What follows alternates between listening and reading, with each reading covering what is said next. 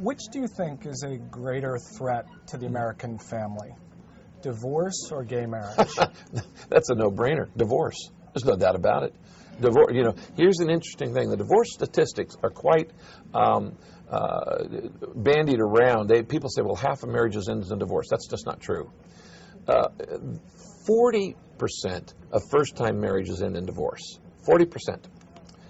About 61% of second-time marriages end in divorce. And almost 75% of third-time marriages end in divorce. So the odds get worse.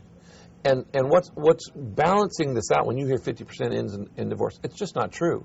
The majority of marriages do last. But what you have is these people who are second, third, fourth time who are getting married again, and so the divorces keep coming in to equal the marriages. So why do we hear so much more, especially from religious conservatives, about gay marriage than about divorce? Oh, we always love to talk about other sins more than ours. You know, why do we hear more about, drug use than being overweight? Okay, why do we hear more about, anything else besides wasting time? Okay, it's our gossip. We want to do is point out, my sins are perfectly acceptable. Your sins are hideous and evil. Now, one controversial moment for you in the last election was your support for Proposition 8 in California. Yeah. A couple questions about that. First, just to clarify, do you support civil unions or domestic partnerships? I don't know about, I don't know if I use the term there, but I support full equal rights for everybody in America. I don't believe that we should have unequal rights depending on particular lifestyles or whatever stuff like that. So I fully support equal rights. What about like partnership benefits in terms of insurance or hospital visitations? To me, that's not a problem with me. But the issue to me is I'm not opposed to that as much as I'm opposed to the redefinition of a 5,000-year definition of marriage. I'm opposed to having a brother and sister be together and call that marriage. I'm opposed to an older guy marrying a child and calling that a marriage.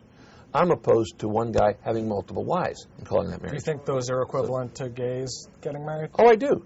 I just say, for 5,000 years, marriage has been defined by every single culture and every single religion. This is not a Christian issue. Buddhist, Muslims, Jews, historically, marriage is a man and a woman.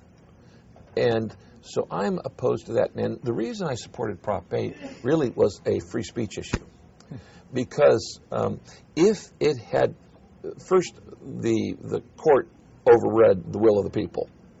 But second is there were all kinds of threats that if that did not pass, then any pastor could be considered doing hate speech if he shared his views that he didn't think homosexuality was the most natural way for relationships.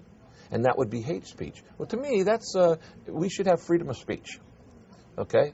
And you should be able to have freedom of speech to make your position, and I should be able to have freedom of speech to make my position. And can we do this in a civil way?